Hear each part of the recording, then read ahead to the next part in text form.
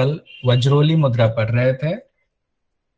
वज्रोली मुद्रा में हम लोगों ने दोनों मत देखा था, एक शब्दार्थ का मत, एक उसका भावार्थ का मत। लेकिन जो दोनों ही मत में एक चीज कॉमन थी कि योगिनी और योगी, योग साधक या फीमेल योग साधिका, दोनों के लिए ही एक बात कही गई है कि दोनों अपने रज और वीर्य की रक्षा करें, उसको ऊर्ध्वगामी बनाएं, ऊपर की तरफ खींचे।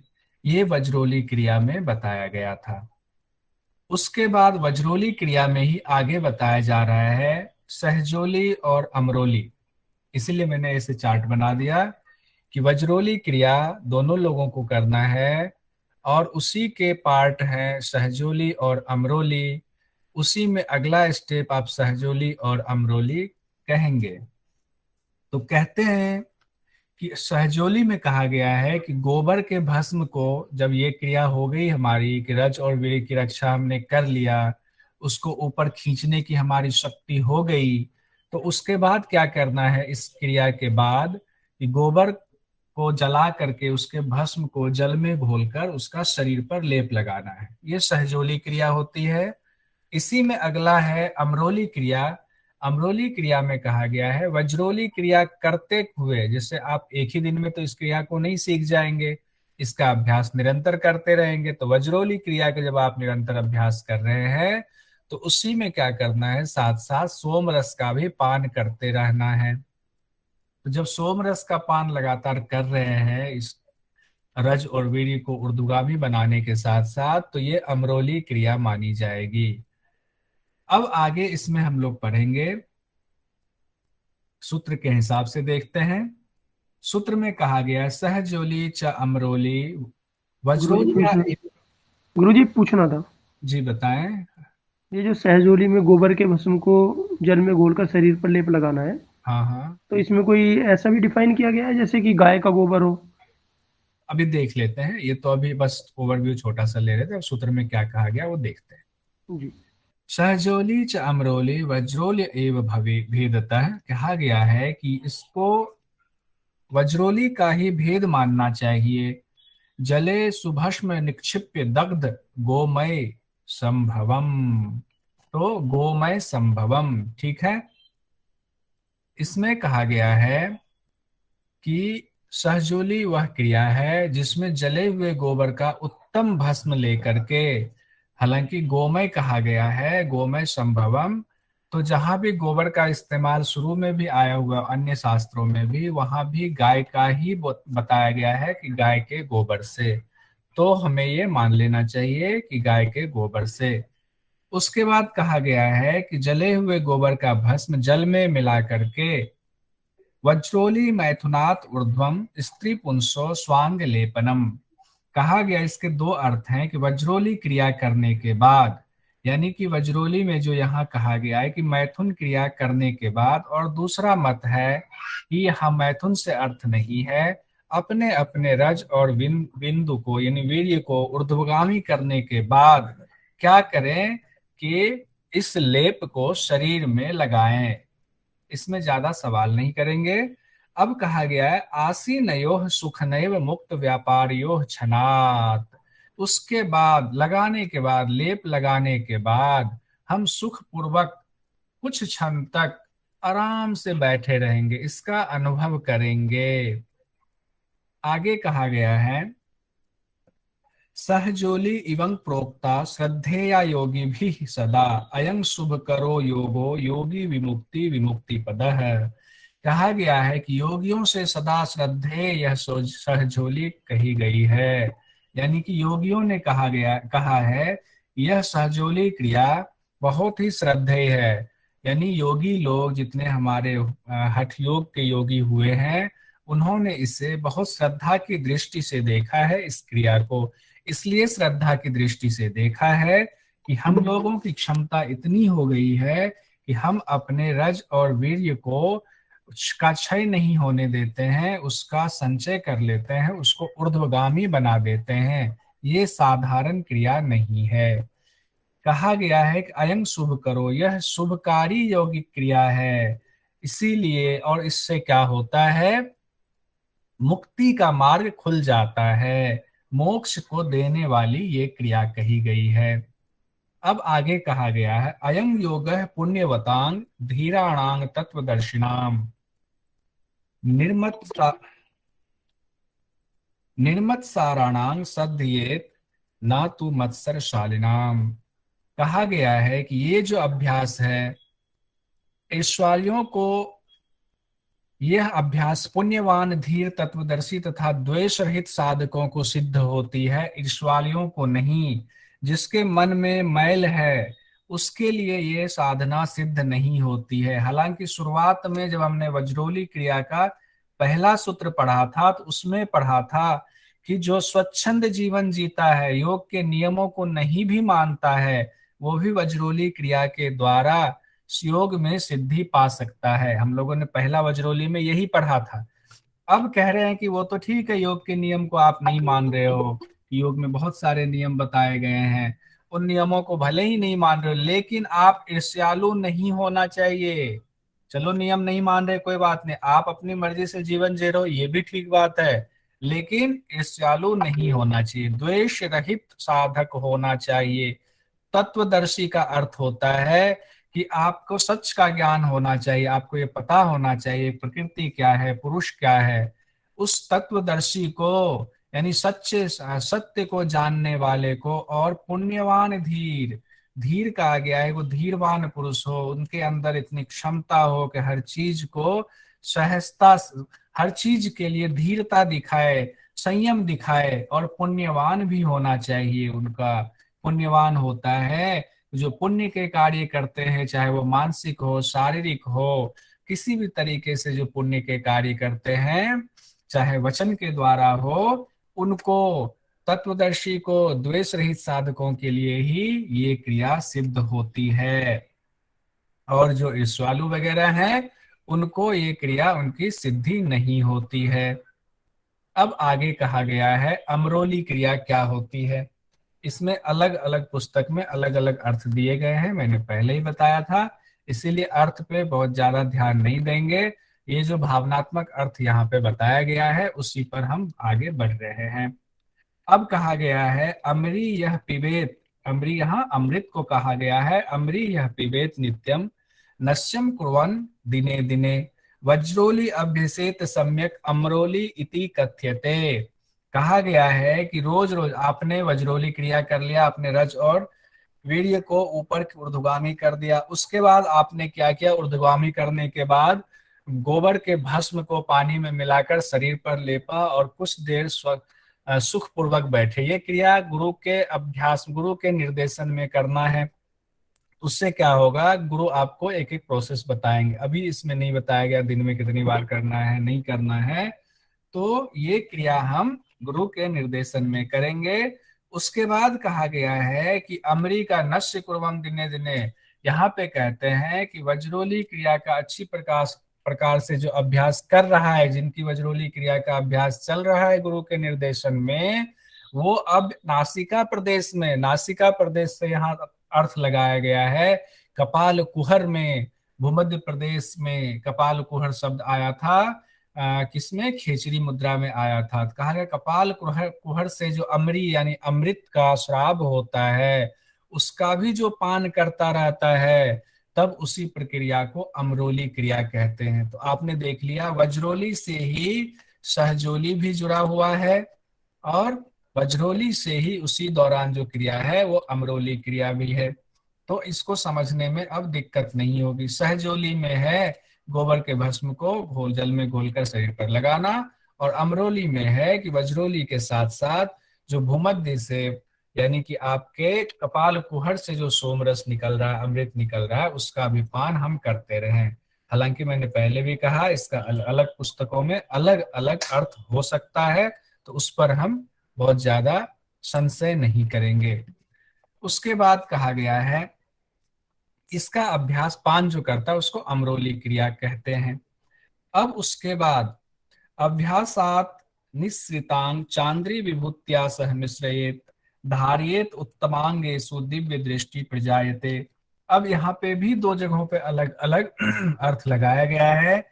यहाँ जो कहा गया निश्रितांग चांद्री, यहाँ पे अभ्यासात निश्रितांग चांद्री विभुत्वा सह मिश्रयेत, मिश्रयेत शब्द का यहाँ अलग अर्थ लगाया गया कुछ पुस्तकों में, और यहाँ पर अलग अर्थ लगाया गया। दोनों अर्थ को मैं चाहता हूँ आपको कम से कम जानकारी में दे दूं, और सही अर्थ आप खुद ज्ञानी हैं, थोड़े सा अपनी भी बुद्धि का इस्तेमाल करके उसको समझने की कोशिश करेंगे, और कोई अच्छे गुरु मिले तो उनसे भी इस पर चर्चा कर सकते हैं। इसमें पहला अर्थ ये कहा गया है कि रज और वीर्य का मिश्रण मिलाना, यानी कि जब मैथुन के दौरान रज और वीर्य जब मिलता है उसको खींचना, पुरुष उसको खींचे, रज और वीर्य को मिले हुए मिश्रण को खींचे, और स्त्री यानी योग साधिका भी खींचे। लेकिन इसके भावात्मक अर्थ में कैवल्य धाम की पुस्तक में ये कहा गया है कि नहीं, ऐसा नहीं है। सोम मंडल से निकला हुआ जो रस है वो रस, और योनि मंडल के से जो निकला हुआ श्राव है आपका, सोम मंडल से जो निकला हुआ श्राव उसको सोम रस कहते हैं, अमृत कहते हैं, जो हम लोगों ने खिचड़ी में भी पढ़ा था कपाल कुहर वाला। और योनि मंडल से जो श्राव हुआ है उसको रज या वीर्य कहते हैं। तो यहाँ पे इसका भावात्मक अर्थ लगाया गया है कि आपके अमृत यानी और रज या वीर्य दोनों के मिश्रण को मिला करके ऊर्ध्वगामी करना। जब ऊर्ध्वगामी करेंगे तो जब ऊपर उठेगा तो वो अपने आप दोनों का मिश्रण हो जाएगा। और उसको मस्तक में धारण करने से तात्पर्य है कि आप आज्ञा चक्र में उसको धारण करेंगे। जब आज्ञा चक्र में धारण करेंगे तो इससे क्या होगा, धारियत उत्तमांगेषु दिव्य दृष्टि प्रजायते, इससे क्या होगा, दिव्य दृष्टि उत्पन्न हो जाएगी। यही इसमें कहा गया है। आगे कहा गया है पुरुषो बिंदु समाकुंचे सम्यक अभ्यास पाठवात, यदि नारी रजो रक्षित वज्रोलिया सा अपि योगिनी। कहा गया कि ये अभ्यास सिर्फ पुरुष के लिए ही नहीं है, ये अभ्यास अगर कोई साधिका भी करती है तो क्या होता है, उनको योगिनी कहा जाता है। वो संतों के बीच यानी योगियों के बीच में योगिनी के नाम से प्रसिद्ध होती हैं। इसको देखते हैं अर्थ में क्या लिखा, अभ्यास की कुशलता से सोम मंडल के श्राव को अच्छी तरह से खींचकर वज्रोली प्रक्रिया के द्वारा यदि योनि मंडल के श्राव से मिलाकर धारण करे तो वह स्त्री, यहाँ पे पहले तो कहा गया सिर्फ पुरुष के लिए नहीं है कि पुरुष ने अपने वीर्य को खींच लिया और सोम मंडल के श्राव से मिलाकर मस्तक में धारण किया तो उनको तो फायदा हुआ ही, दिव्य दृष्टि। लेकिन कहा गया ऐसा ना माने कि ये सिर्फ पुरुषों के लिए है, ये हमारी जो साधिका है, योगिनी है, योग साधिका है, अगर उन्होंने भी इस क्रिया को सिद्ध कर लिया, उन्होंने इस प्रक्रिया को कंप्लीट कर लिया तो वह स्त्री साधिका, वह योगिनी के रूप में प्रसिद्ध हो जाती हैं, योगिनी कहलाती हैं, क्योंकि ये आसान क्रिया तो है नहीं। उसके बाद कहा गया तस्या किंचित रजह नाशन ना गच्छति, नाशन से है, तस्या शरीर नादस्तु विन्दुताम एव गच्छति। कहा गया है उस स्त्री साधिका के रज का कुछ भी नाश नहीं होता है, क्योंकि रज रज कैसे नाश होगा, जब उन्होंने ऊर्ध्वगामी बना दिया, अपने रज को ऊपर खींच लिया और सोमरस से उसको मिश्रित कर दिया, मिला दिया, उतना ऊर्ध्वगामी उन्होंने कर लिया, मस्तक में धारण कर लिया, तो रज का नाश हो ही नहीं सकता है, इसमें कोई संशय नहीं है। और उसके शरीर का नाद भी बिंदु के रूप में बदल जाता है। नाद के बारे में आगे पढ़ेंगे, तो नाद क्या है, कहाँ पे है, इस बारे में बाद में विस्तार से चर्चा भी है। तो अभी इतना ही देखेंगे, उसके शरीर का नाद भी बिंदु के रूप में बदल जाता है। अब आगे कहा गया है, अब इसमें उन्होंने थोड़ा सा दिया है कि शरीर के भीतर कुछ न कुछ नाद सुनाई देता है, तो उसको देखेंगे बाद में, बहुत अच्छे से चर्चा की गई है। स बिंदु तत्रज च एव एकी भूय स्वदेह गौ वज्रोली अभ्यास योगेन सर्व सिद्धि प्रयक्षतः। कहा गया है कि इस वज्रोली क्रिया के द्वारा जब शरीर के अंदर रहने वाला वह बिंदु और रज या बिंदु और वीर्य एक होकर, एक दोनों को मिश्रित कर दिया, हमने एक कर दिया, तो क्या होता है, ये सभी सिद्धियों को देने वाला होता है।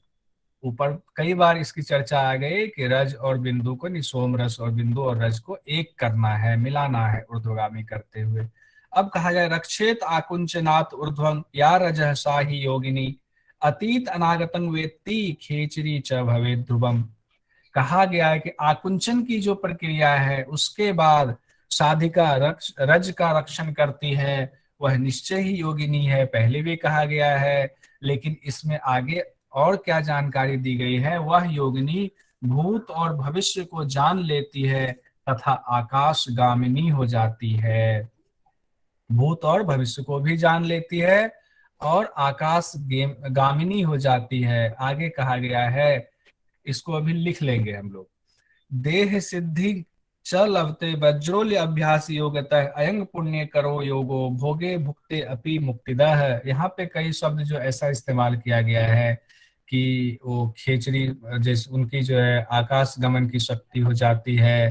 तो कुछ चीजें हो सकता है कि अतिशयोक्ति रूप में कही गई हो, क्योंकि सिद्धि ना हमें प्राप्त है ना आपको प्राप्त है, और जिनको सिद्धि प्राप्त है वो हम लोगों के बीच में रहते नहीं है। तो इसमें शास्त्र के मुताबिक हो सकता है कि कुछ चीजें इसकी उत्तम व्यवस्था को दिखाने के लिए कुछ ज्यादा करके बोला गया हो। कहा गया देहंग सिद्धि चलते, कहा गया इससे और क्या फायदा होता है, शरीर वज्र के समान, शरीर क्या होता है, वज्र के समान मजबूत हो जाता है। यानी कि देह सिद्धि कहा गया है, यहाँ पे यह शब्द नहीं कहा गया लेकिन दूसरे शास्त्रों में लिखा हुआ है, दूसरे भाष्यकारों ने लिखा है कि उस महिला योगिनी का शरीर बहुत मजबूत वज्र के समान हो जाता है। ऐसा अतिशयोक्तिपूर्ण बातें लिखी हुई हैं। आगे कहा गया है अतीत अनागतंग वेद, अच्छा, अयंग पुण्य करो योगो भोगे भुक्ते अपि मुक्तिदः।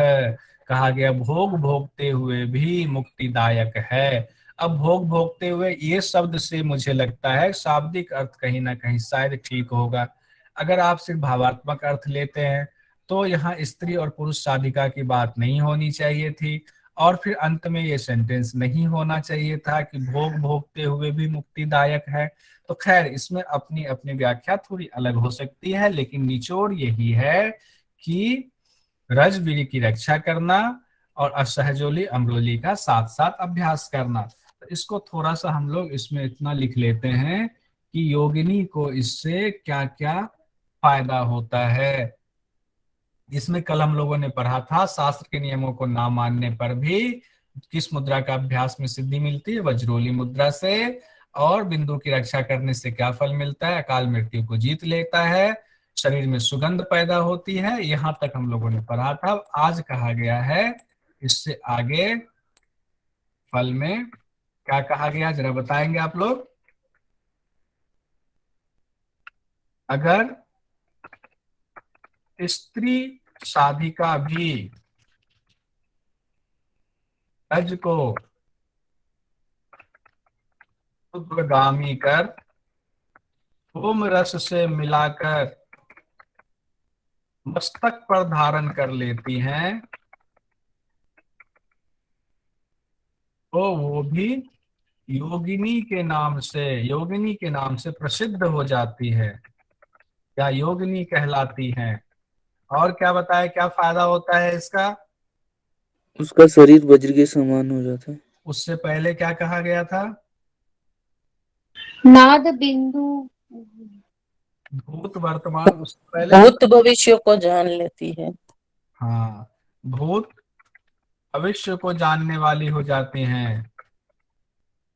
आकाशगामी बन जाती। हाँ, उसके बाद कहा गया आकाश गामिनी बन जाती हैं। और क्या कहा गया, शरीर वज्र के समान मजबूत हो जाता है। हालांकि कई जगहों पर ये बात नहीं कही गई है, लेकिन सूत्र के हिसाब से ये कहा गया है। और क्या कहा गया है बताइए। यह पुण्य, यह मुक्ति को देने वाला है। चलिए ठीक है, यहाँ तक तो हो गया।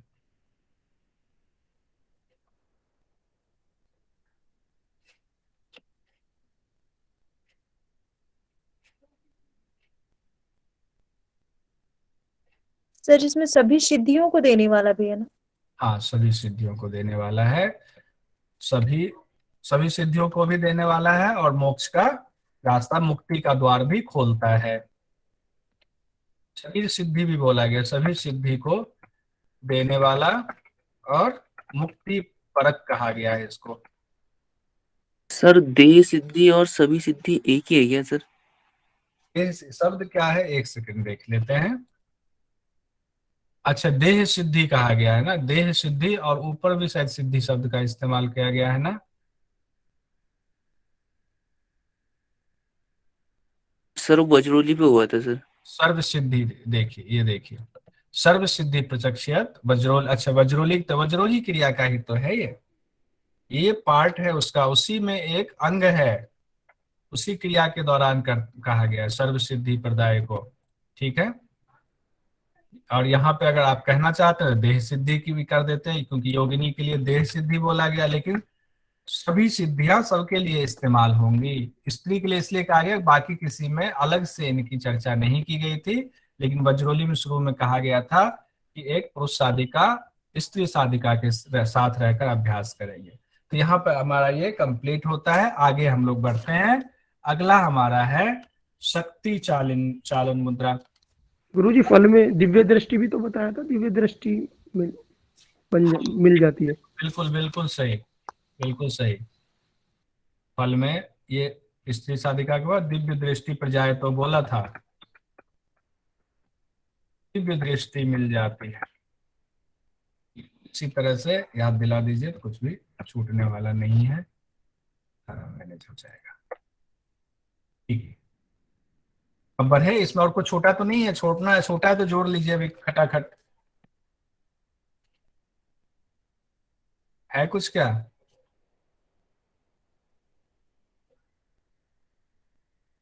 दिव्य दृष्टि पर जाए थे, ठीक है, अब ये नहीं है। व्रजोली में दो चीज दुर्लभ कही गई है, क्षीर और वरावर्तिनी। क्या चीज है? एक तो दो चीज को दुर्लभ कहा गया है व्रजोली में, एक तो क्षीर यानी सोममंडल या चांद्री बोलते हैं उसको, और वरावर्तिनी यानी स्वाधीन नाड़ी या चित्रा नाड़ी बोलते हैं।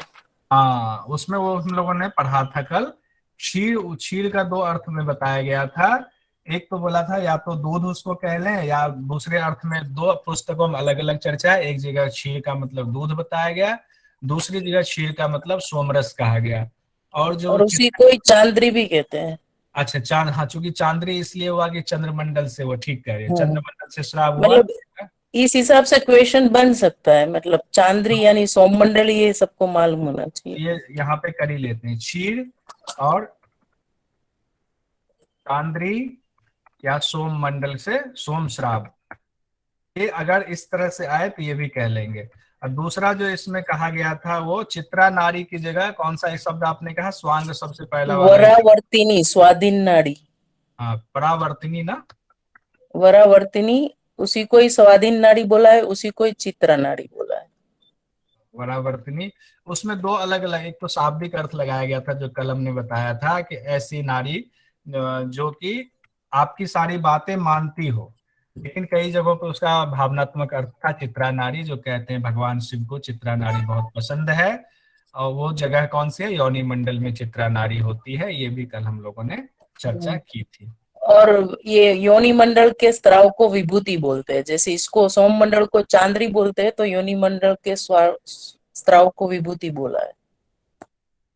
ये भी लिख लेते हैं, बहुत अच्छी जानकारी है, योनि मंडल के श्राव को विभूति। और क्या क्या नाम कहा गया इसका, और कोई बताएंगे विभूति के अलावा और क्या कहा गया है? रज और वीर को भी यही कहा गया है, ठीक है, विभूति, रज या वीर। जी। अब आगे आगे बढ़ते हैं हम लोग, यहाँ तक हो गया। देखिए इसी तरह जो थोड़ा सी कुछ छूटा हुआ हो ना, तो यहाँ से हमारा कंप्लीट हो गया। अब हम लोग शक्ति चालन मुद्रा में आते हैं। गुरुजी, जी, ये जो अभी बोल रही थी भारती पटेल है ना? अब क्या कुछ दिक्कत बताएं? नहीं नहीं, पूछ रहा था मैं तो। हाँ हाँ, वो बाद में पूछ लीजिए, अभी बढ़ते हैं ना, ठीक। दिक्कत हो जाएगी, आप अलग से पूछ लेना। ठीक है, आवाज से थोड़ा पता लगा। हाँ हाँ, मैडम की रैंकिंग है, बहुत अच्छे मार्क्स आए हैं, और हम लोगों का सौभाग्य है कि हम लोगों के बीच बीच में आकर के मैडम मार्गदर्शन भी देती हैं, और जो जानकारी लगता है कुछ छूट रही है वो भी बताती हैं, तो हम लोगों को इसका लाभ लेना चाहिए। मैडम के इतने अच्छे मार्क्स आए कि बता नहीं सकता हूँ। अब आगे कहा गया है शक्ति चालन मुद्रा। शक्ति चालन, नमस्कार सर। जी बताएं। सर सॉरी, मैं 2 दिन एब्सेंट थी और मैं ये चीज आपने मेंशन करवाई है क्या इसमें? मतलब इसमें वज्रोली मेन है, उसी के पार्ट है सहजोली और अमरोली। इसमें मेल फीमेल वाला जो एक कॉन्सेप्ट है वो सर क्लियर करेंगे क्या एक बार? किसको मेल बोला गया है, किसको फीमेल बोला गया है? मेल फीमेल वाला इसमें उसके हिसाब से तो यही कहा गया है कि रज और वीर, और नहीं नहीं ऊपर नहीं, तो सहजोली को मेल और शायद अमरोली को फीमेल। ये वाला मेरे को थोड़ा सा क्लियर करवाना था। नहीं नहीं, इसमें ऐसा नहीं कहा गया है। कई और विद्वानों ने, हो सकता है भाष्यकारों ने अलग व्याख्या की हो, तो उसका मुझे पता नहीं, मैंने वो वाला हिस्सा नहीं पढ़ा हुआ है। लेकिन आप कल वाला रिकॉर्डिंग देखेंगे ना, तो उसमें सब मैंने बताया हुआ था कि जो जी सर। स्त्री और पुरुष वाला जो उसमें मामला है ना, जिसका कि शाब्दिक व्याख्या करते हुए व्याख्याकारों ने हाँ बताया हुआ है, उसका मैंने कल वाले वीडियो में बताया था कि उसमें एक जी सर। भाष्यकार ने क्या कहा, दूसरे भाष्यकार ने क्या कहा, और दोनों में अंतर क्या है, और इसका भावनात्मक अर्थ कैवल्य धाम में क्या निकाला गया है, वो सब कल वाले में हमने बताया था। तो उसको आज फिर से रिपीट करेंगे तो लंबा लेंदी हो नहीं नहीं जाएगा। सर, मैं बस ये वो नहीं पूछना चाह रही थी।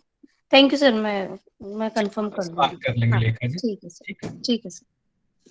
अब कहा गया शक्ति चालक मुद्रा में मोक्ष द्वार को खोलने वाली चाबी की संज्ञा दी गई है। किसको दी गई है चाबी की संज्ञा, वो हम लोग अभी देखेंगे।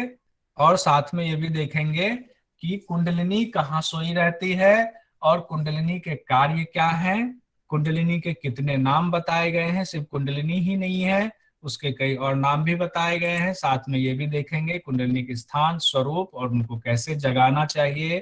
कुंडलिनी के जो ऊपर 7 नाम है, उसके अलावे भी कई नाम और बताए गए हैं। तो ये सारा कुछ हम लोग अभी पढ़ते हैं। आगे हमारा है अगला,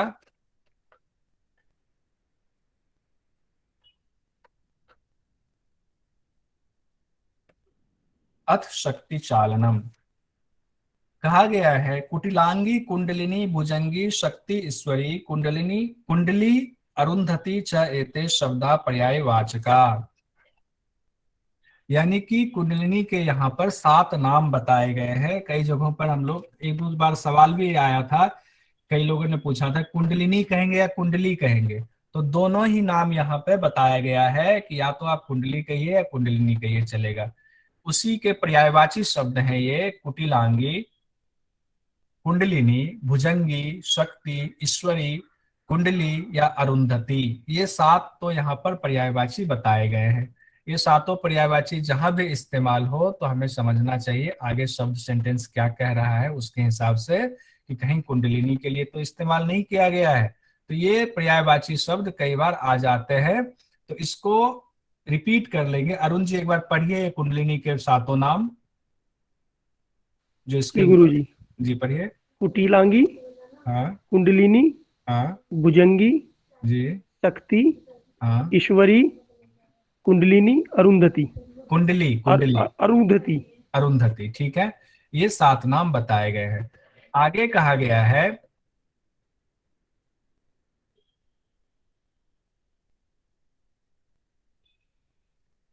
उद्घाटयेत कपाटन तो यथा कुंजी कया हठात। कहा गया है कि जिस प्रकार कि किसी कपाट को यानी दरवाजे को खोलने के लिए कुंजी यानी कि चाबी की जरूरत होती है, उसी तरीके से मोक्ष द्वार को खोलने के लिए, जो मोक्ष का रास्ता है उसको खोलने के लिए कुंडलिनी चाबी की तरह है।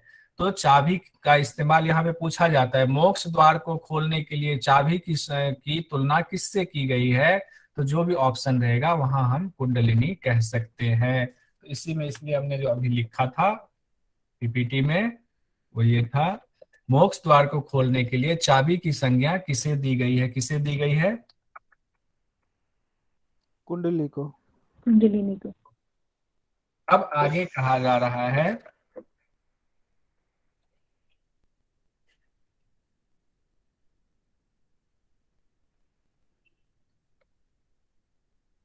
येन मार्गेन गंतव्यम ब्रह्म स्थानम निरामयम मुखेन आच्छाद तत्द्वारं प्रसुप्ता परमेश्वरी। अब इनको बताया गया कि ये कहाँ पे रहती हैं। जिस मार्ग से क्लेश रहित ब्रह्म पद को जाया जाता है। किस मार्ग से जाया जाता है? सुषुम्ना सुषुम्ना के मार्ग। मार्ग से जाया जाता है। उस मार्ग को मुख से ढककर, मुखेत आच्छादनम, आच्छाद कहा गया, उस मुख को ढककर तद द्वारंग प्रसुप्ता, ये परमेश्वरी वहां सोई रहती है। यहाँ देखिए अब एक और नाम आ गया परमेश्वरी। 7 तो वहां बताए गए थे, अब एक नाम और जुड़ गया इसमें परमेश्वरी। उसके बाद नीचे 1-2 नाम और आ जाएगा। तो सिर्फ वो 7 नाम ही क्यों दिया गया पता नहीं, लेकिन ये कई नाम नीचे दिए गए हैं। बाद में एक बालनंडा नाम भी आया हुआ है।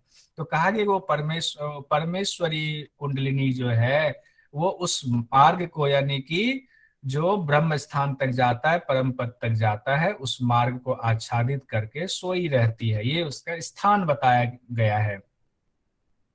उसके बाद कहा गया है कुंडलिनी, कुंडली कुटिलाकारा। अब स्वरूप बताया जा रहा है। कुटिलाकारा सर्पवत परिकीर्तिता, सा शक्ति, सा शक्ति सचलिता येन स मुक्तो नात्र संशय। कहा गया है कुंडली सर्प के समान टेढ़ी मेढ़ी, कुटिलाकारा मतलब टेढ़ी मेढ़ी आकार वाली बताई गई है।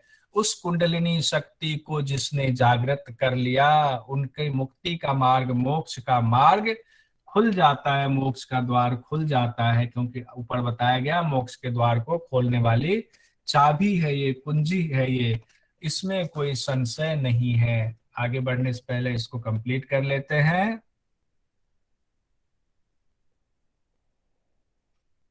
सांप के समान सोई रहती है, अच्छा ये लिख ही लिया था। कुंडलिनी को कैसे जगाना चाहिए ये बाद में देख लेंगे।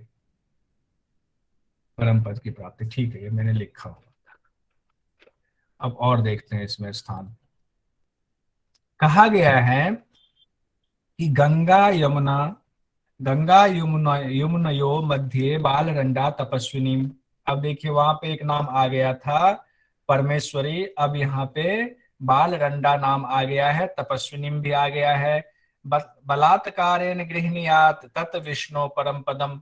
कहा गया कि गंगा और यमुना के बीच में स्थित तपस्विनी, वो बालरंडा को पुरुषार्थ से ग्रहण करना चाहिए, अपनी जो अभ्यास की आपकी क्षमता है उससे ग्रहण करना चाहिए, योग मार्ग से ग्रहण करना चाहिए। और यही विष्णु का परम पद है, क्योंकि इन्हीं के द्वारा सुषुम्ना मार्ग से जब प्राण का गमन होगा तो विष्णु के परम पद की प्राप्ति होगी। अब यहाँ गंगा और यमुना जो शब्द है वो गंगा यमुना इड़ा और पिंगला के लिए इस्तेमाल किया गया है, और मध्य जो है मध्य शब्द किया गया है सुषुम्ना के लिए प्रयोग। तो इसका ध्यान रखेंगे, अगले सूत्र में ही बता दिया गया है कि इड़ा भगवती गंगा पिंगला यमुना नदी। कहा गया इड़ा जो है वो भगवती गंगा है और पिंगला जो है यमुना नदी है। तो इसको कहा गया है, इड़ा को गंगा नदी, गंगा शब्द से इस्तेमाल किया गया है, और पिंगला को यमुना नदी कहा गया है, यमुना के शब्द से इस्तेमाल किया गया है। इड़ा और पिंगला को दोनों प्राण के आवागमन के रास्ते हैं, इनको इड़ा और पिंगला को गंगा यमुना कहा गया है। कुंडलिनी को तपस्विनी भी कहा गया है, ये भी हम लोगों ने अभी देख लिया। कुंडलिनी को बालरंडा भी कहा गया है, ये भी हम लोगों ने देख लिया। कोई भी शब्द आए तो छूटे ना। और ये भी कहा गया है कुंडलिनी के द्वारा ही परम पद की प्राप्ति होती है, क्योंकि वो सोई में उनको जगाएंगे तभी प्राण जो है हमारा सुषुम्ना में प्रवेश करेगा, और तभी हमें विष्णु के परम पद की प्राप्ति होगी। आगे कहा गया है कि अब कहा गया है कि उस भुजंगी शक्ति को, यहाँ भुजंगी इस्तेमाल कर दिया गया है, उस भुजंगी को जगाए कैसे, उनको कैसे जगाए जो सोई हुई, जो तपस्या में लीन है वहां पे, उनको कैसे जगाए। कहा गया पुच्छे प्रगृह्य, पुच्छे प्रगृह्य भुजंगी सुप्ताम उद्बोधयेत च ताम, निद्रा विहाय सा शक्ति ऊर्ध्वम उत्तिष्ठते हठात। कहा गया है उस सोई हुई सर्पिनी को, उस सोई हुई भुजंगिनी को पूंछ पकड़ कर जगाना चाहिए। अगर ये तो ऐसे एक छोटा सा शब्द यहाँ पूंछ पकड़ कर दिया गया है, लेकिन ये पूंछ पकड़ कर का मतलब ये थोड़ी है कोई सांप है जिनकी पूंछ पकड़ के आप जगा रहे हो। ये तो यहाँ भावात्मक अर्थ ही लेना पड़ेगा। यहाँ थोड़ा सा इसको अतिशयोक्ति तो नहीं कहेंगे, लेकिन एक काव्यात्मक रूप में कहने की कोशिश की गई है। लेकिन अगर एग्जाम में आता है तो एग्जाम की दृष्टि से तो हम इसको याद रखेंगे कि हठ प्रदीपिका में भुजंगी को यानी कुंडलिनी को कैसे जगाना चाहिए। अगर वहां पे इस तरह के ऑप्शंस दे दिए एमसीक्यू में तो पूछ पकड़ कर जगाना चाहिए, इसको टिक लगाने से चूकना नहीं है। तो कहा गया है उस सोई हुई सर्पिनी को पूंछ पकड़कर जगाना चाहिए, इससे वह शक्ति निद्रा छोड़कर एकाएक ऊपर की ओर उठती है। एकाएक मतलब हठात रूप से वो शक्ति ऊर्ध्वगामी हो जाती है सुषुम्ना मार्ग में। हाँ, कुंडलिनी को कैसे जगाना चाहिए? पूंछ पकड़कर। कुंडलिनी का स्वरूप क्या है? सांप के समान टेढ़े मेढ़े आकृति वाली है। और ऊपर जो कुंड कहा गया है, मूलकंद, वो बाद में कहा गया, उसको भी देखेंगे। अब इसका आएगा कार्य क्या है। आगे कहा गया है अवस्थिता च फनावती सा प्रातश्च सायं प्रहर अर्धमात्रम। अब कहा गया है कि इनको कब कब अभ्यास करना चाहिए। प्रपूर्य सूर्यात परिधान युक्तया प्रगृह्य नित्यं परिचालनिया। अब यहाँ पे कुछ चीजें तो ऐसी दी गई हैं जिसका अर्थ भाष्यकार ने भी नहीं बताया है, फिर भी देखते हैं। कहा गया है कि मूलाधार में स्थित उस कुंडलिनी को सुबह शाम यानी प्रातः और शाम को प्रातश्च सायं प्रहर अर्धमात्रम यानी कि सुबह शाम अभ्यास करें, प्रातः और सायं आधा पहर तक। आगे क्या कहा गया है? प्रपूर्य सूर्यात परिधान युक्तया। अब कहा गया है सूर्य नारी से पूरक कर कर युक्ति पूर्वक पकड़कर पूंछ पकड़ने की जो विधा है वो यहाँ नहीं बताई गई है। इस तरह प्रतिदिन उनको चलाना चाहिए यानी जगाने की कोशिश करना चाहिए। यहाँ पर जो एक शब्द है ध्यान दीजिएगा इसमें आप लोग सब लोग कि परिधान युक्तया कहा गया है। परिधान युक्तिया का इन्होंने बताया नहीं है कि इसका बेसिक अर्थ क्या है। तो कई जगहों ने भाष्यकार ने ये कहा है कि परिधान इसका अर्थ ये है कि परिधान की बात करें तो स्वात्माराम ने कहीं भी स्पष्ट नहीं कहा गया है। कई जगहों पर इनका युक्ति निर्देशिकाद बोध्या कहकर विराम ले लिया गया। यानी कि इन्होंने एक भाष्यकार ने एक और पुस्तक में मैंने पढ़ी हुई है, उसमें कहा गया है कि ये गुरु के निर्देशन में ही सीखना चाहिए, इसीलिए जानबूझकर भाष्यकार ने इसकी व्याख्या नहीं की है। क्योंकि गुरु के निर्देशन में अगर नहीं करेंगे, क्योंकि पहले भी इससे पहले एक मुद्रा और आई थी, कौन सी कौन सी मुद्रा थी इससे पहले वाली वज्रोली से पहले? विपरीत करनी में भी कहा गया था कि आप करोड़ों शास्त्र पढ़ ले, करोड़ों शास्त्र को पढ़ने के बावजूद आप इस क्रिया को नहीं सीख सकते बिना गुरु के निर्देशन में भी। तो यही उसी तरीके से यहाँ भी जो ये शब्द इस्तेमाल किया गया था, क्या किया गया है, उस शब्द का प्रहार परिधान युक्तया का इसके बारे में कोई चीज क्लियर नहीं बताया गया। दूसरे पुस्तक में भी ये लिखा, यह परिधान उपाय गुरुमुख से ही जाना जा सकता है, ये लिख करके छोड़ दिया गया है। इसीलिए यहाँ पर थोड़ा सा संशय की स्थिति बनी रहती है। लेकिन इसमें जो कहा गया है क्रिया रूप में कि आधा पहर करना है, सुबह और शाम करना है, आधा पहर अभ्यास करना है। और अभ्यास का एक तरीका बताया कि सूर्य नारी से श्वास लेना है। इसको हम लोग पहले लिख लेते हैं, लिखने पर क्या होगा फिर आगे इसकी क्रिया में आसानी होगी। जितना है एग्जाम की दृष्टि से तो उतना ही पूछेगा, हम आप कुछ नहीं कर सकते हैं। इसमें कहा गया है कि सुबह और शाम को आधा कितनी देर तक अभ्यास करना है? आधा पहर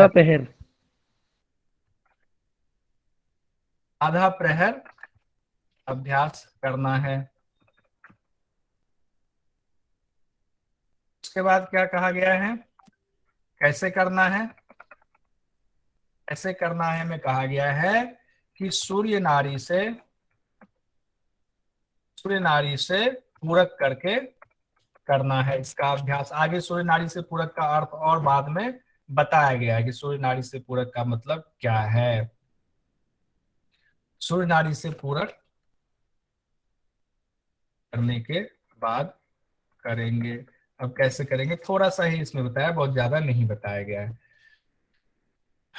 आगे एक सूत्र छोड़ रहा हो, दूसरा सूत्र लेते हैं, उस सूत्र को बाद में करेंगे, आगे पीछे में कर रहा हूं। ये वाला सूत्र थोड़ा सा रुक रहा हूं, 109 नंबर की 110 पे आते हैं।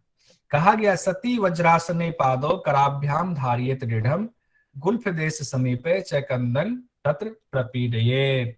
तो कंद की चर्चा ऊपर है, लेकिन उससे पहले अभ्यास देख लेते हैं। कहा गया है वज्रासन में बैठना है। वज्रासन में कैसे बैठते हैं, कोई बता सकते हैं कि वज्रासन से यहाँ क्या तात्पर्य है? गुरुजी वही तो होगा वज्रासन में जो खाना खाने के बाद करते हैं।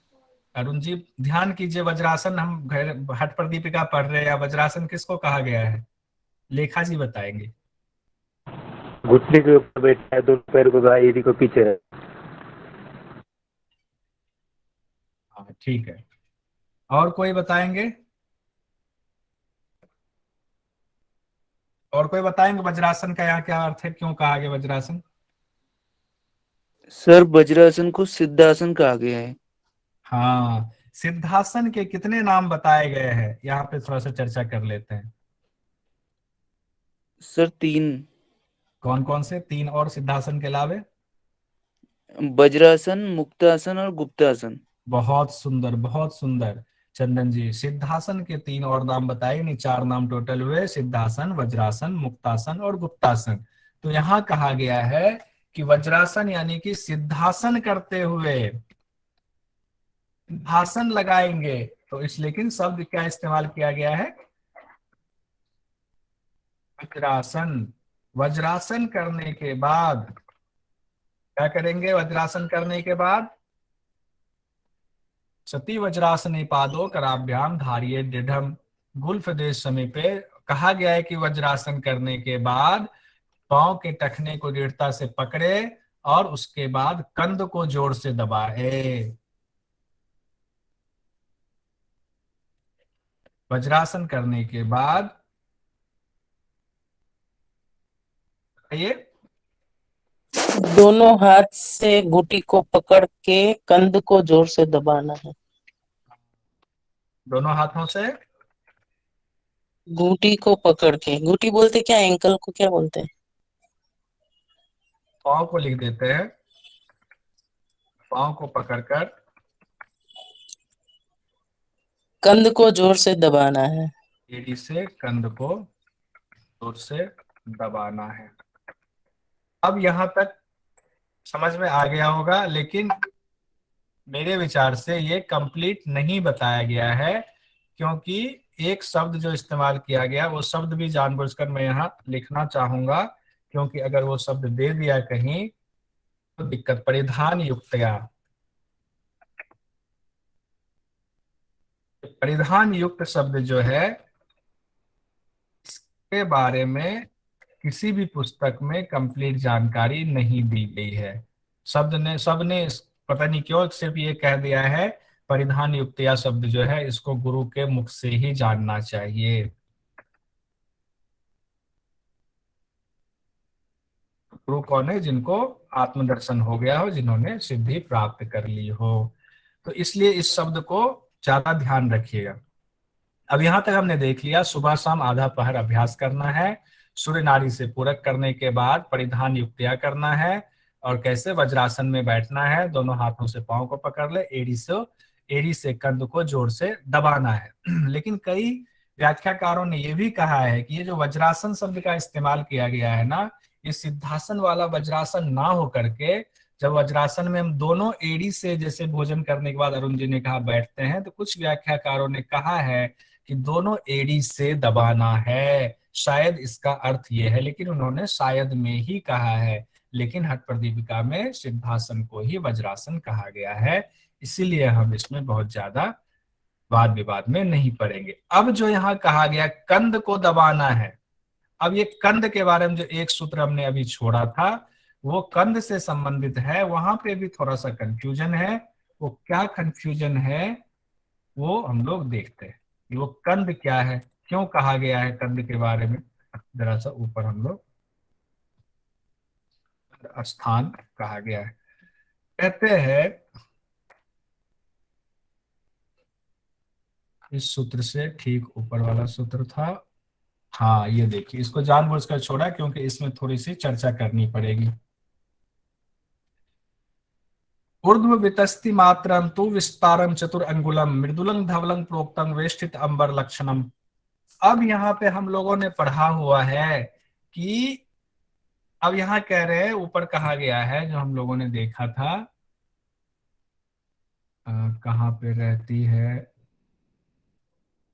कुंडलिनी मोक्ष का द्वार, ये हो गया था, एक सेकंड। कुंडलिनी का स्थान बताया गया है मूल कंद के ऊपर, और उसके बाद मूल कंद का स्थान भी बताया गया है। अब सवाल ये कि मूल कंद का स्थान क्या, अब तक हम लोगों ने पढ़ा हुआ है कुंडलिनी का स्थान जो है मूलाधार चक्र के पास होता है। अब यहाँ थोड़ा सा कंफ्यूजन क्यों दिया गया है, ये कह रहे हैं कि ऊर्ध्वम वितस्ति मात्रम तु विस्तारम चतुर अंगुलम मृदुलम धवलम, यानी कि वितस्ति मात्र का मतलब क्या हुआ, एक वित्ता या 9 अंगुल भी कहते हैं उसको, यही कहा गया है ना। बताइए, वितस्ति मात्र पढ़ा हुआ है हम लोगों ने, 9 सेंटीमीटर। हाँ 9 अंगुल 9 ऊपर, इंच। इंच। हाँ 9 इंच 9 अंगुल वितस्ति मात्र को, वितस्ति मात्र ऊपर तो विस्तारम चतुर अंगुलम, कहते हैं कि 9 अंगुल ऊपर या 9 इंच ऊपर, चतुर अंगुलम 4 अंगुल, कैसा विस्तार यानी कि लंबा चौड़ा, विस्तार में 4 अंगुल में क्या है हमारा कंद का स्थान बताया गया, और कंद का कैसा है, मृदुल है, धवल है। तो ये जो कंद का स्थान बताया गया इसको लेकर के कंफ्यूजन है। अगर 9 इंच हम लोग दे देते हैं ऊपर कि एक वितस्ति मात्र ऊपर है, तो स्थान को हम लोग जो पहले पढ़े हुए थे मूल बंद वाला, उसमें थोड़ी कंफ्यूजन आनी शुरू हो जाती है। इसीलिए कई जगहों पर व्याख्याकारों में इसको लेकर के थोड़ा मतभेद है। कई लोगों ने बहुत इसकी गुड़ व्याख्या की है कि ये जो है मृदुल है, कोमल है, धवल मतलब सफेद है, और वस्त्र में लिपटे हुए के समान है, जैसे सफेद वस्त्र में लिपटा हुआ कंद है। ये तो इसमें कोई कंफ्यूजन नहीं है, लेकिन स्थान मूल स्थान में दिक्कत है। लेकिन एग्जाम की दृष्टि से ये मूल स्थान से एक वित्ता ऊपर 4 अंगुल चौड़ा है, ये हम लोग लिख लेंगे। मूल कंद का स्थान कहा गया है कि मूल स्थान से एक वितस्ति पर, एक वितस्ति या 9 इंच या 12 अंगुल। 12 अंगुल कहेंगे, अच्छा मैं 9 अंगुल कह रहा था, 12 अंगुल ही होगा क्योंकि केरन संहिता में भी हम लोगों ने पढ़ा होगा 9 अंगुल ही होगा। 9 इंच 12 अंगुल ऊपर है।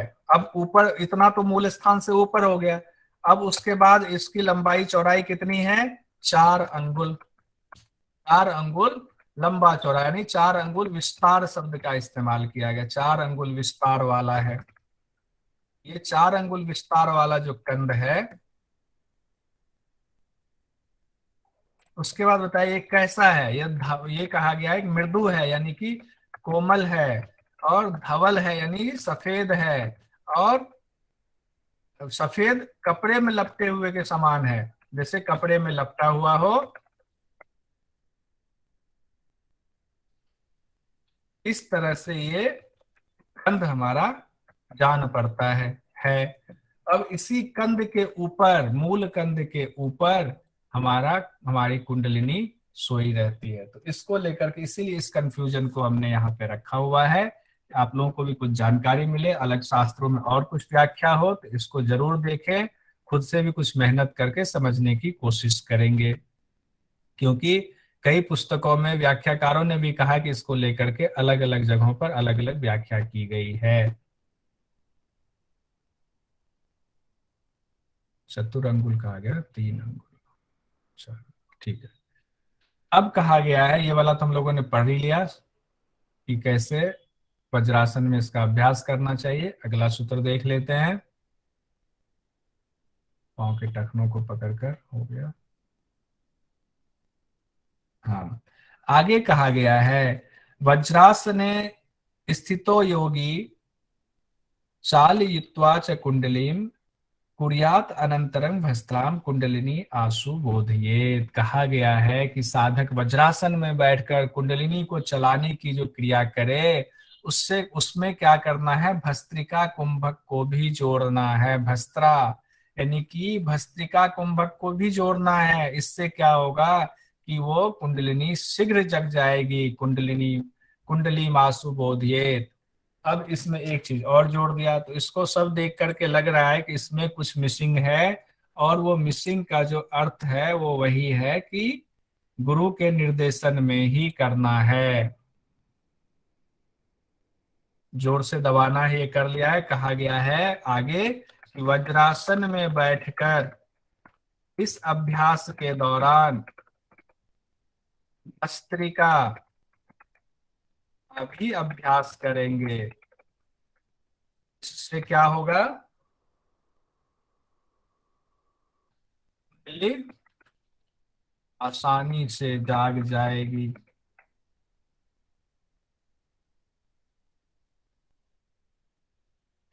ठीक है अरुण जी, कोई दिक्कत? नहीं गुरुजी। ठीक है, अब तक एग्जाम की दृष्टि से हम लोगों ने कंप्लीट करा है। अब आगे देखते हैं कि आगे क्या कह रहे हैं सूत्र में। अब देखिए आगे सूत्र में इतना ही नहीं है, कहा गया भानो आकुंचनं कुर्यात् कुंडलिनी चालयेत् ततः मृत्यु वक्त्र गतस्य अपि तस्य मृत्यु भयं कुतः। अब भानो का आकुंचन भी करना है। भानो का अर्थ क्या होता है, भानु कहा गया है सूर्य को। अब सूर्य का आकुंचन, अब सूर्य का आकुंचन कैसे करेंगे, यानी भानु कौन सी जगह पे होगा, सूर्य हमारे नाभि स्थान पे होगा। नाभि स्थान मणिपुर चक्र। अब कहा गया भानु का भी आकुंचन करना है। अब ये इतनी चीजें तो कह दिया गया, सुबह सुबह शाम आधा पैर करना है, सूर्य नाड़ी से पूरक करने के बाद इस अभ्यास को करना है।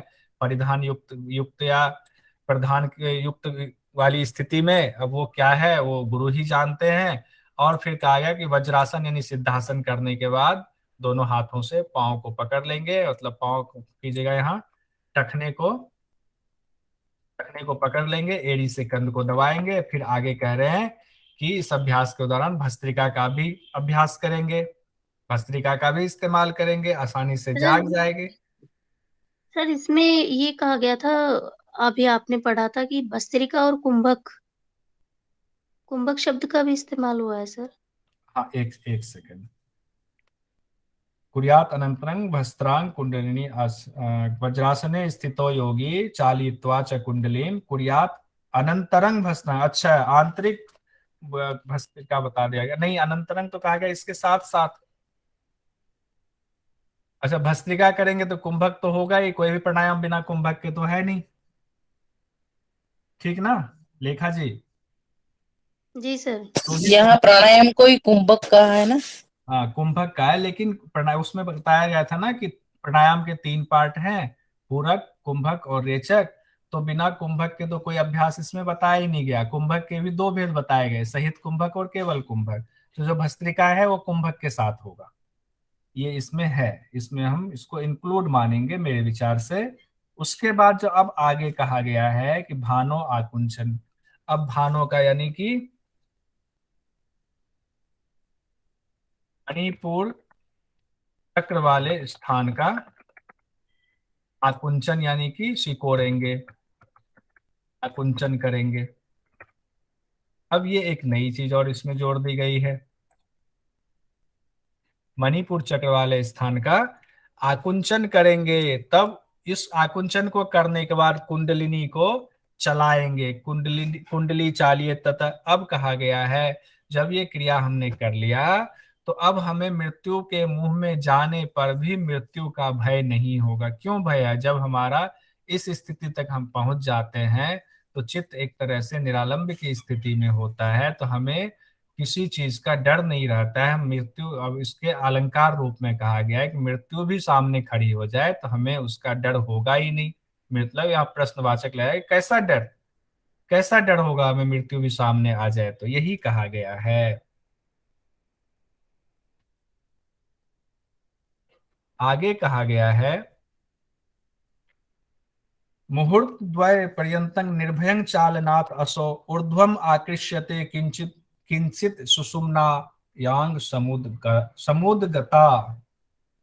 यानी कि 2 मुहूर्त तक निर्भय होकर चलाने से सुषुम्ना में कुछ प्रविष्ट वह शक्ति ऊपर की ओर खिंच जाती है। अच्छा, वो धीरे धीरे जब हम अभ्यास कर रहे हैं तो वो कुंडलिनी शक्ति जब सुषुम्ना में प्रवेश कर रही है तो लगातार उसको जब 2 मुहूर्त तक अभ्यास करेंगे, निर्भय होकर बिना डर के अभ्यास करेंगे, तो शक्ति ऊर्ध्वगामी हो जाएगी, ऊपर की ओर चली जाएगी। तो ये और इसमें एक जोड़ दिया हुआ है, उसे 2 मुहूर्त तक निर्भय होकर चलाने पर। पहले सुबह शाम आधा पहर बताया गया था अभ्यास, और उसमें क्या बताया गया था, सूर्य नाड़ी से पूरक। अब यहाँ पर जब हमने कर लिया कि मणिपुर चक्र वाले स्थान को दबाएंगे और उसके बाद आकुंचन करेंगे, तो अब इसके बाद कहा गया है 2 मुहूर्त तक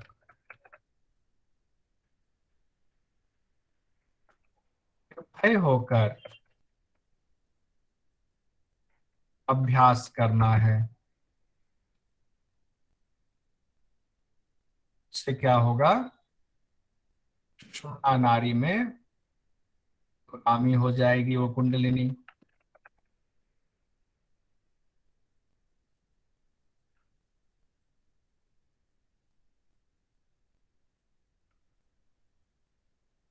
ठीक है, यहाँ तक बता दिया गया। अब आगे कह रहे हैं तेन कुंडलिनी तस्या सुषुम्नायां मुखम ध्रुवम जहाति तस्मात् प्राणो अयम सुषुम्ना व्रजति स्वतः। अब यहाँ 2 शब्द में इसको तोड़ दिया गया है। अब 2 शब्द में जो तोड़ा है, अब तक हम लोगों ने ऊपर तक पढ़ा हुआ है कि कुंडलिनी जाग जाती है और ऊर्ध्वगमन में उसका ऊर्ध्वगमित हो जाती है, यानी ऊपर की तरफ उठने लगती है कुंडलिनी। और यहाँ पर ये कह रहे हैं कि ऐसा करने से कुंडलिनी शक्ति जाग करके क्या होती है, सुषुम्ना का मार्ग छोड़ देती है, यानी कि उस दरवाजे को जो आच्छादित करके सोई हुई थी दरवाजे के पास से हट जाती है। और जैसे ही दरवाजे के पास से हटती है तो जो प्राण को हम ऊपर उठाना चाह रहे थे वो प्राण अपने आप सुषुम्ना के अंदर चला जाता है। अब यहाँ पे एक तरह से अगर शब्द सह देखें तो ऐसा लगता है कुंडलिनी अलग है और प्राण अलग है, लेकिन व्याख्याकार कहते हैं कि यहाँ पे दोनों पर्यायवाची मान लेना चाहिए, सुषुम्ना और प्राण को पर्यायवाची मानना चाहिए। लेकिन जब अभ्यास करते हैं तो वही एक अर्थ में कुंडलिनी प्राण रूप में ही वहां पर आच्छादित है, उस मुख के ऊपर उस सुषुम्ना के द्वार को रोक कर बैठी है। और जब वो जागती है तो प्राण ही ऊपर उठता है। तो इसमें कह रहे हैं तीव्र मंद के क्रम से एक ही प्रकार के 2 भेद समझने चाहिए, तो हम लोग इसमें कंफ्यूज नहीं होंगे। देखेंगे कि क्वेश्चन किस तरीके से आ रहा है, क्या विभेद करके क्वेश्चन आ रहा है, भेद करके क्वेश्चन आ रहा है, कुंडलिनी और प्राण को अलग अलग बताया गया है तो अलग अलग हम जवाब देंगे। अगर उसको एक ही रूप में कहीं बताए कुंडलिनी ऊपर उठती है तो ठीक है भैया, एमसीक्यू में कुंडलिनी ऊपर उठ जाएगी। नहीं, अगर कुंडलिनी हट करके प्राण ऊपर उठती है तो हम उस हिसाब से आंसर में प्राण को ऊपर उठाएंगे सुषुम्ना में। हम लोग यहाँ कंफ्यूज नहीं होंगे। आगे कहा गया है, अभी तो बहुत सारा श्लोक है और 10:03 हो गए, क्या किया जाए बताए सर जी। लेकिन किसी क्वेश्चन में ऐसा इस टाइप से क्वेश्चन थोड़ा ना आ सकता है कि मतलब प्राण शब्द भी दे दें और कुंडली भी दे दें। नहीं, दोनों में से कोई एक देगा, एक ही देगा ना? एक ही देगा। लेकिन जब हमें पता है ना कि एक सूत्र में दोनों को अलग अलग बताया गया था, अब तक हम लोगों ने पढ़ा है ना कि कुंडलिनी, अभी अगले ऊपर ही पढ़ा था हमने, कुंडलिनी जो है वो ऊपर उठने लगती है, ऊर्ध्वगामी हो जाती है, जी पढ़ा था सर। ना, सुषुम्ना वर्जित ये जहन्ति तस्मात् प्राणो अयं सुषुम्ना वर्जित स्वतः। हाँ हाँ हाँ। और उसके बाद यहाँ पे दो शब्द अलग अलग कर दिया गया है। जी सर। तो 2 शब्द जब अलग अलग कर दिया गया है तो कोई बात नहीं, हमें जानकारी तो है ही कि हाँ उसमें प्राण का ही प्रवाह होता है। लेकिन जी सुषुम्ना सर। कुंडली, और साथ में हमने ये भी पढ़ा है कुंडलिनी तो आच्छादित करके सोई ही रहती है और हाँ कुंडलिनी को ही जगाना है। तो अब इसमें कंफ्यूज नहीं, अब उस समय हम दिमाग लगाएंगे क्वेश्चन में क्या दिया गया, दोनों अलग अलग नहीं देगा। मैंने ये कहा कि 2 तरीके से अगर सवाल दे दिया जाता है तो एमसीक्यू में जो सबसे नजदीक का जवाब होता है उसको हम टिक लगाते हैं, ये एक टेक्निक होती है। वहां जी पर सर। कई बार हम गच्चा खा जाते हैं ये कि हम देखते हैं ये तो वो है ही नहीं, उससे मैच नहीं कर रहा, नहीं, जो सबसे नजदीक के शब्द हैं उसको हम टिक लगाते हैं एमसीक्यू में। अब क्या करना, आगे बढ़ना है कि नहीं बढ़ना है, ये बताएं। 10:05 हो गए।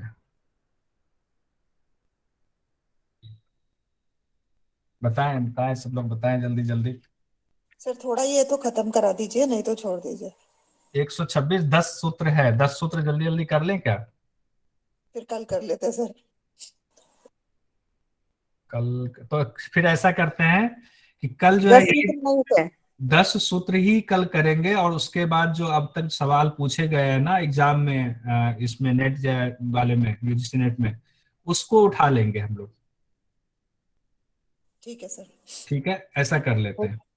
कल इसमें ओके से संबंधित संबंधित जो सवाल होंगे उस सवाल को निकाल के रख लेंगे, उस सवाल पे हम लोग डिस्कशन कर लेंगे, और ये इस अध्याय को हम लोग तीसरे उपदेश को कंप्लीट कर लेंगे। चतुर्थ उपदेश परसों से हम लोग टच करेंगे।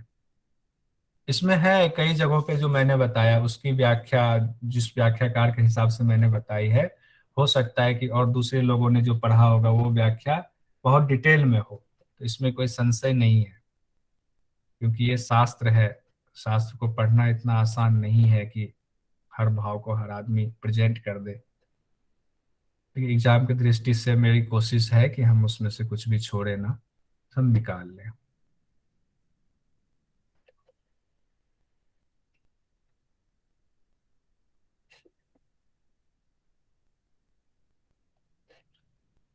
आइए, अब इसमें से जो एग्जाम में पूछा जाता है, कंद का स्थान कहाँ होता है, तो एक आदमी मुझे बता दीजिए, कंद का स्थान देख करके पढ़ा दीजिए। लेखा जी हैं अभी, चली गई आप? जी सर। ये देखिए पीडीएफ आपके सामने है, इसको जरा आप इस तरह से पढ़ाओ जैसे आप पढ़ा रही हो, ताकि बाकी लोग भी सुनेंगे, याद होगा, और बाकी लोगों का भी नंबर आएगा। 5 मिनट और मैं लूंगा, 5 मिनट में क्लास फिर फिनिश करेंगे, क्योंकि कंद वाला कई बार आता है सवाल। सर पीपीटी शो नहीं हो रही है आपकी। शो नहीं हो रही है? अच्छा अच्छा, एक सेकंड, माफी चाहूंगा।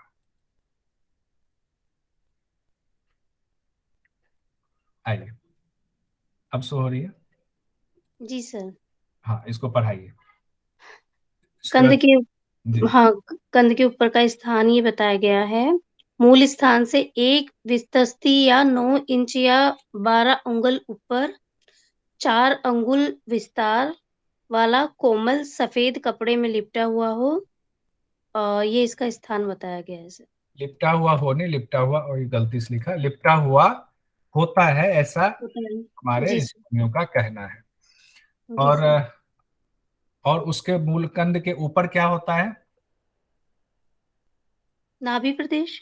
नहीं, मूल कंद के ऊपर किसका स्थान होता है? मूल कंध के ऊपर तो सर ये अपना सेक्सुअल कुंडली। चक्रा होता है। हाँ, नहीं, कुंडलिनी से मेरा है यहाँ। कुंडलिनी कुंडलिनी से।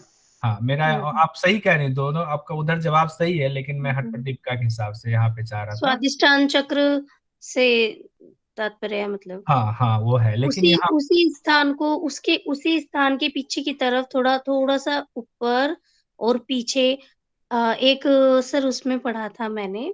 खैर इस, सर, अब अभी अपन इस हठ प्रदीपिका पढ़ रहे हैं तो इसी को ही समझे, फिर कंफ्यूज हो जाएगा दूसरे हाँ, क्योंकि ना उपनिषद का जो। हाँ हाँ। उसमें दो चीजें कही गई। एक में कहा गया है कि मूलाधार चक्र से 2 अंगुल ऊपर, जो स्वादिष्ठान वाला स्थान बता रही हैं आप, लेकिन एक जगह कहा गया है कि मणिपुर चक्र से नीचे अगर 9-12 अंगुल आप आए या 9 इंच आए, तो वह स्थान मूलाधार, ये आपका जो मणिपुर चक्र है उसके ठीक नीचे आता है। जी तो सर। इसको लेकर इसीलिए सर कंफ्यूजन थोड़ी सी सर बढ़ती है। यही पढ़ा है, यही समझना भी चाहिए कि नाभि से तो नीचे होता है, स्वादिष्टान चक्र से ऊपर होता है ये। हाँ, हाँ, स्वादिष्ठान। और एक चिड़िया के अंडे के समान स्थान, अंडे की आकृति का हाँ, वो बताया गया है यहाँ पे चिड़िया के सर। अंडे की आकृति का, उसी का कहा हम्म। गया, 4 अंगुल विस्तार वाला कोमल हम्म। सफेद कपड़े में लिपटा हुआ सा वो दिखता है, धवल, जी सर। चिड़िया के अंडे के आकार का। अब हम्म। जो है, चंदन जी आप बता दीजिए, कुंडलिनी के जो नाम बताए गए हैं उस स्क्रीन पे है, इसको बताइए, पढ़ाइए जरा। जो कुंडली के नाम है वो 7 नाम बताए गए हैं। कुटिलांगी, कुंडलिनी, भुजंगी, शक्ति, ईश्वरी, कुंडली, अरुंधति। इसके अलावे भी और नाम बताया गया अगले सूत्रों में, क्या सर हाँ, क्या नाम बताए गए हैं क्या? सर। उस पे परमेश्वरी कहा गया है कुंडलिनी को। हाँ हाँ, परमेश्वरी भी कहा गया है। और देखिए स्क्रीन। तपस्विनी का, सर आवाज आवाज आ रही है? हाँ आ रही है, आप बोलिए, स्क्रीन देखिए। सर इसमें तपस्विनी और बाल रंडा भी कहा गया है। हाँ, ईश्वरी भी कहा गया है। तो वो सात तो अलग यहाँ बताया गया है, उसके अलावे सूत्र के हिसाब से यहाँ 2 शब्द 3 शब्द और एक्स्ट्रा भी बताया गया है। तो अगर कहीं आ जाए बाल रंडा शब्द बिल्कुल डिफरेंट लगता है, अगर इससे संबंधित सवाल पूछ दिया गया, तपस्विनी से संबंधित सवाल पूछ दिया गया, तो ये भी कई कई जगहों पर ये व्याख्या में दिया गया है कि तपस्विनी शब्द इसलिए कहा गया है कि शिव के विरह से, मतलब शिव से वो अलग होने की वजह से तपस्या कर रही है मूलाधार चक्र में। और आगे ये भी कहा गया कि इसके 2 कार्य बताए गए हैं कुंडलिनी के। एक कार्य कहा गया है योगियों को मोक्ष देने का कार्य करता है, और भोगियों को यानी आम इंसान को क्या करता है, बताइए, संसार चक्र में डालता है। ये 2 इसके कार्य बताए गए हैं कि ये दोनों के लिए, अगर योगी करे तो इसी से मोक्ष भी मिल सकता है, और भोगी आदमी इसी के चक्कर में, मतलब इसको सुलाए छोड़ करके संसार चक्र में फंसा रह सकता है, ये भी कहा गया है। अब शक्ति चालन मुद्रा का जो बताया गया है, इसको थोड़ा सा मैं चाहता हूं कि कोई एक आदमी पूरे अच्छे से क्लियर करे, ताकि ये मेन अभ्यास जो है हमारा क्रिया में ये क्लियर हो जाए। कौन कहेंगे? खुद से सामने आइए जिन्होंने अच्छे से समझ लिया, और स्क्रीन देख करके बताना है। बस ये लास्ट है, इसके बाद कंप्लीट करते हैं। पुष्पा जी। Okay sir. जी। शक्ति चा शक्ति चालन मुद्रा सुबह और शाम को आधा प्रहर अभ्यास करना है। कैसे करना है? क्या सवाल था सर? सवाल नहीं है, स्क्रीन है ना, इसको समझाना है। जो क्रिया विधि बताई गई है अच्छा। शक्ति चालन की, कई स्टेप्स में बताई गई है, वो ओके। स्टेप बाय स्टेप यहाँ हमने लिखा हुआ है। उस स्टेप बाय स्टेप को आप ऐसे समझाइए जैसे आप पढ़ा रही हो। अच्छा ठीक है सर। शक्ति चालिनी मुद्रा सुबह और शाम को आधा आधा प्रहर बोले तो आधा घंटा तक अभ्यास करना है। आधा प्रहर आधा घंटा होता है क्या? शायद 3 घंटे होते हैं। 3 घंटा।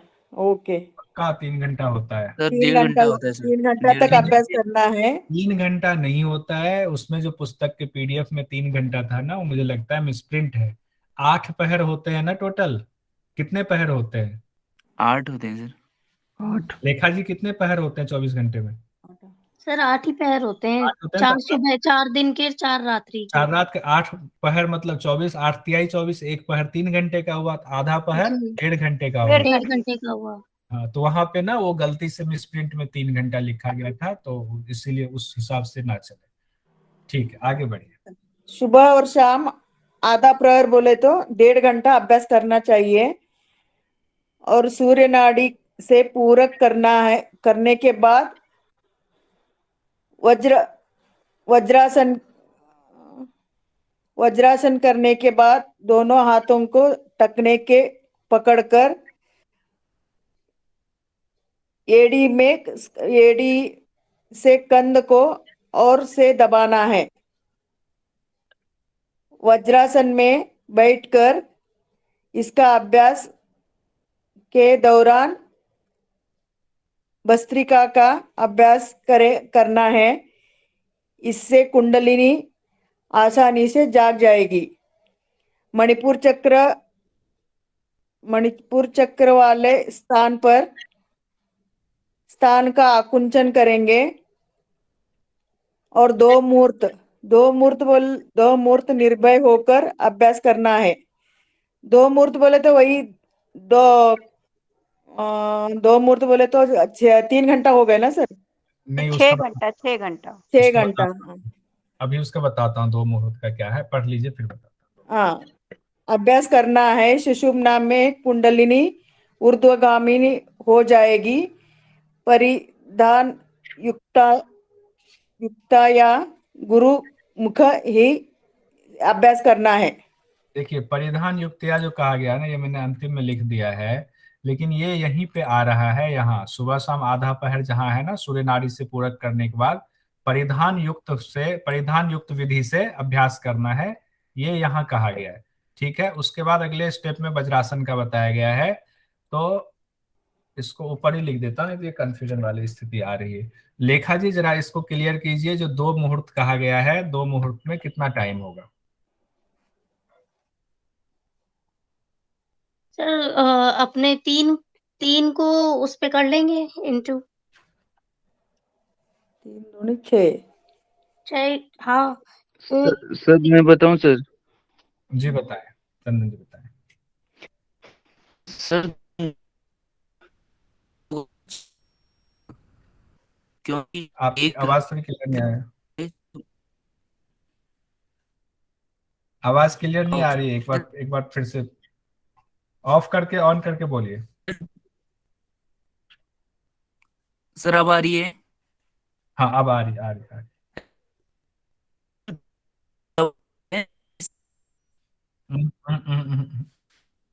नहीं आ रही है।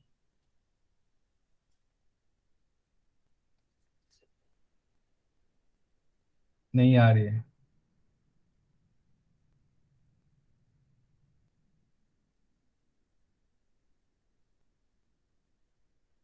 आवाज कट गई।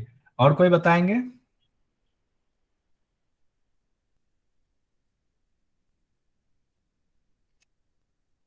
इसमें कहीं व्याख्या दी थी 24 मिनट से, इसका संबंध था कि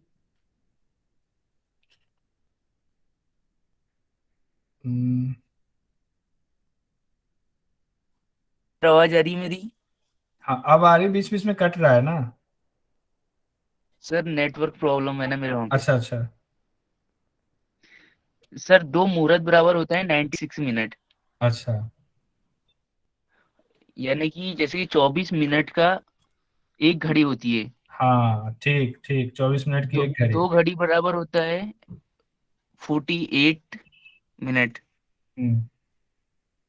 यानी कि 4 घड़ी का मतलब होता है 2 मुहूर्त, यानी कि 96 मिनट। अच्छा ठीक है, हाँ यही मैं सुनना चाह रहा था कि इसका संबंध 24 मिनट वाला जो है, तो टोटल कितने हो गए, कितने मिनट हो गए? 96 मिनट। 96। 96 मिनट।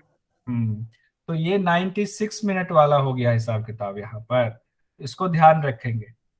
कल एक बार और इसको चर्चा कर लेंगे, तो बाकी लोगों को भी, कुछ लोग छोड़कर चले गए, उनको भी क्लियर हो जाएगा। तो यहाँ 2 चीज क्लियर हुई ना, जब पढ़ाते हैं तो आधा पहर में कुछ लोगों को कंफ्यूजन था 3 घंटा, और पता चला एग्जाम में आ गया 3 घंटा मारकर आ गए तो दिक्कत होती। आधा पहर 1.5 घंटा हो गया, और यहाँ 2 मुहूर्त का भी चंदन जी ने बता दिया कि कितना समय होगा। यहीं पे हम लोग कंप्लीट करते हैं। कल एक बार थोड़ा सा छोटा मोटा रिवीजन दे करके, क्योंकि ये शक्ति चालन मुद्रा का जो ये पूरी विधि है ना, ये आसान नहीं है, तो इसको कल रिवीजन करेंगे। आज एक आदमी शांति पाठ करा दीजिए।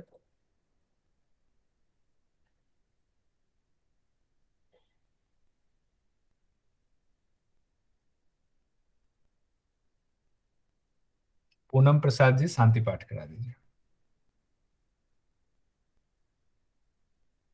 जी सर। शांति पाठ करा दीजिए, समापन कीजिए। ठीक है सर। आंखें बंद कर लीजिए, दोनों हाथ घुटने पर रखिए, कमर और गर्दन सीधी करके हम लोग अपने तथा सबके कल्याण के लिए शांति मंत्र का पाठ करेंगे।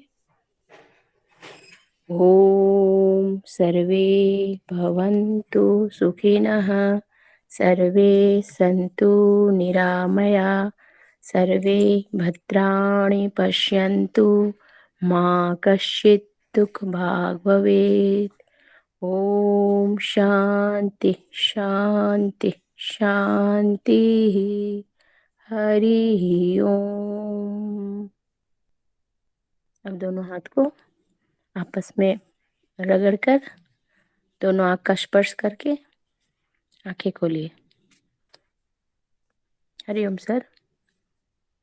हरि ओम।